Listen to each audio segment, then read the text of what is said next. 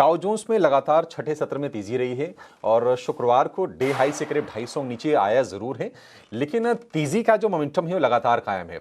अगर हम 6 दिनों में अगर मजबूती की बात करें तो 6 दिन में छोटी छोटी चाल रही है अमेरिकी बाजार की और करीब करीब 1.5% ऊपर डाउ जोन्स अब आ गया है इन 6 सत्र की तेजी में।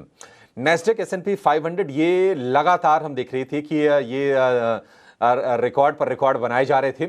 शुक्रवार के सत्र में भी नेस्डेक ने नया रिकॉर्ड बनाया है, हालांकि ऊंचाई पर टिका नहीं, 60-65 अंकों के आसपास की गिरावट आई और नए शिखर के बाद ये थोड़ी सी हमने प्रॉफिट टेकिंग दिखी है। लेकिन S&P 500 और नेस्डेक में पिछले 5 में से 4 हफ्ते की तेजी हो गई है। इससे आप समझ सकते हैं कि कितनी शानदार रफ्तार अमेरिकी बाजारों में है। और वहां पर जो शटडाउन जो चल रहा है, हम पहले भी कह रहे थे कि शटडाउन का भारतीय बाजारों की चाल पर कोई खास असर पड़ता नहीं है और एग्जैक्टली हमने वही होते हुए देखा है। पूरी तरह से डीकपल्ड है, शटडाउन चल रहा है। वहां पर होता यह है कि अमेरिका में जो नॉन एसेंशियल सर्विसेज जो होती हैं उनके लिए फंडिंग रुक जाती है और जो सरकारी जो कर्मचारी होती हैं उन सर्विसेज से जुड़े हुए जिनकी संख्या करीब 8 लाख के आसपास है, उनको अवैतनिक छुट्टी पर भेज दिया जाता है। तो देखते हैं कि अब ये डेमोक्रेट्स के बीच में, रिपब्लिकन्स के बीच में थोड़ी सी जो तनातनी है ये कब दूर होती है। अगर ये दूर होती है तो फिर बाजार एक और बड़ी छलांग लगाने के लिए यहां से तैयार हो जाएंगे। शटडाउन की चलती हो ये भी रहा है कि जो पिक्चर हमें मिलनी चाहिए अमेरिकी बाजार से आर्थिक संकेतों के फ्रंट पर वो नहीं आ रहे हैं। शुक्रवार को वहां पर जॉब रिपोर्ट आने वाली थी, लेकिन जॉब रिपोर्ट आई नहीं। अब होता क्या है कि देखिए, मान लीजिए अगर सर्विसेज, नॉन एसेंशियल सर्विसेज अगर बंद है, शटडाउन अगर चल रहा है, तो इकोनॉमी की रियल पिक्चर तो फिर मिलेगी ही नहीं ना। तो उसके चलते फिर ये डेटा नहीं आएंगे। अब डेटा नहीं आएंगे तो फिर हम रीड क्या करेंगे अमेरिकी बाजार से। तो ये थोड़ी सी कशमकश की स्थिति है। लेकिन अमेरिका में पूरी की पूरी नजरें हैं। इस महीने के आखिर में यूएस फेड की पॉलिसी आने वाली है और सीएमई फेड वॉच टूल के हिसाब से जो दरें घटने की संभावना है, यानी कि 4.5% जो दरों में कटौती की जो संभावना है वो है 97% के आसपास। तो मान के चल रहे हैं कि ये रेट कट आने जा रहा है। वैसे भी बातचीत हो रही थी कि 2 रेट कट आएंगे, तो 1 अक्टूबर में आ जाएगा और 1 दिसंबर की पॉलिसी में आ जाएगा और उसको लेकर भी संभावनाएं काफी ज्यादा है। तो इन रेट कट्स पर नजर है। उसके पहले यूएस फेड के तमाम ऑफिशियल्स के स्टेटमेंट पर नजर रहने वाली है और जेरोम पावेल के संबोधन पर आज हमारी नजर गुरुवार को इस पर नजर रहने वाली है। देखते हैं कि वो क्या कहते हैं।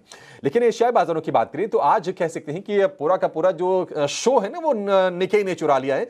2000 पॉइंट की तेजी, 4% ऊपर। इतनी बड़ी तेजी मैंने हाल फिलहाल तो निकेई में देखी नहीं है।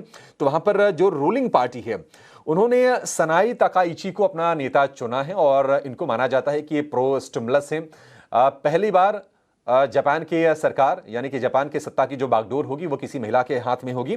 और उसके बाद हमने देखा कि रियल एस्टेट हो गई या फिर टेक्नोलॉजी, कंज्यूमर साइक्लिकल शेयरों में गजब की तेजी बनी है। कुछ शेयरों के मैं नाम ले लेता हूं। जापान स्टील वर्क्स हो गया, Mitsubishi heavy industries, Kawasaki heavy industries, 12 से 14% के आसपास की तेजी इनमें देखने को मिल रही है। अगर हम एशिया के दूसरे बाजारों की बात करें तो हांगकांग में लगातार दूसरे सत्र में कमजोरी है। फिलहाल 120 अंक नीचे आपको हैंगसेंग दिखाई देगा। साउथ कोरिया और चीन के बाजार आज छुट्टी के चलते बंद है। सोना हम देखने की लगातार रिकॉर्ड पर रिकॉर्ड बनाया जा रहा है। प्रीवियस सेशन में $3944 प्रति औंस का हमने रिकॉर्ड बनते हुए देखा है सोने पर। और पिछले हफ्ते की बात करें तो 3% से ज्यादा की तेजी गोल्ड के प्राइसेस में रही है। यूबीएस का एक अनुमान आया है, यूबीएस की रिपोर्ट आई है और यूबीएस ने कहा है कि अगले कुछ महीनों में सोने की कीमतें $4200 प्रति औंस तक जा सकती हैं। यह तेजी हो क्यों रही है? देखिए, एक तो अमेरिका में दरें घटने की संभावना है। दरें अगर घटेंगी, बॉन्ड रेट सॉफ्ट होगी, बॉन्ड से पैसे निकलेंगे, कहां जाएंगे? हो सकता है कि सोने में जाएं, इस बात की संभावना बनती है। और दूसरी चीज, इकोनॉमी को लेकर थोड़ी सी ना ये अनिश्चितता के जब तक बादल रहेंगे, जब तक ये शटडाउन रहेगा, तब तक थोड़ा सोना हम देखेंगे कि अपने गेंस को होल्ड करके रखने में कामयाब रहेगा और वही हम चीजें होते हुए दिख रहे हैं। क्रूड की बात करें, क्रूड एक रेंज में है। सप्लाई गट्स के चलते हम देख रहे हैं कि भाव पर थोड़ा सा प्रेशर आया है और ब्रेंट $65 के आसपास के प्राइसेस हैं। हालांकि थोड़ी सी तेजी लोअर लेवल से आई है, लेकिन भाव एक रेंज में है। ओपेक प्लस देशों ने फैसला किया है कि वो नवंबर से जो उत्पादन है 1,37,000 बैरल प्रतिदिन वो बढ़ाएंगे। और अब तक हम बात करें तो इस साल 27 लाख बैरल प्रतिदिन की सप्लाई ओपेक प्लस देशों की तरफ से आ चुकी है। ये सप्लाई क्यों बढ़ा रहे हैं? ये देखिए, मार्केट कैप्चर करने की ये जंग है। और अमेरिका में जो शेल उत्पादन होता है या क्रूड का, ओपेक प्लस देश चाहते हैं कि अपने मार्केट शेयर को बरकरार रखें, तो उसके चलते ही सप्लाई बढ़ा रहे हैं। तो थोड़ा सा प्राइसेस पर प्रेशर भी आ रहा है।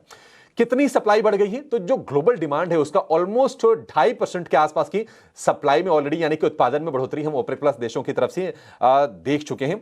पिछले हफ्ते की बात करें कच्चे तेल की कीमतों में करीब 8% के आसपास की नरमी रही है। तो ओवरऑल अगर हम संकेतों की बात करें तो संकेत जो हैं वो मिक्स टू हम पॉजिटिव कहेंगे, नेगेटिव नहीं कहेंगे। भारतीय बाजार में 2 दिन की तेजी हो गई है, तो गिफ्ट निफ्टी आपको भले ही 50 अंक नीचे दिखाई दी, लेकिन मेरा सेंस ये कहता है कि आज बाजार हो सकता है कि आपको ना सपाट खोलने के बाद या थोड़ा सा नरम खोलने के बाद एक तेजी की चाल दिखाएं, क्योंकि बाकी जो हमारे जो डोमेस्टिक इंडिकेटर्स हैं वो मुझे बेहतर दिखाई दे रहे हैं। और सबसे बड़े ट्रिगर का काम करेंगे आज जो एचडीएफसी बैंक, कोटक बैंक के जो अपडेट्स आए हैं बिजनेस के, वो निश्चित तौर पर दम भरने काम करेंगे, क्योंकि वेटेज के लिहाज से एचडीएफसी बैंक ना सिर्फ निफ्टी बल्कि निफ्टी बैंक में भी काफी अहम रोल अदा करता है ये।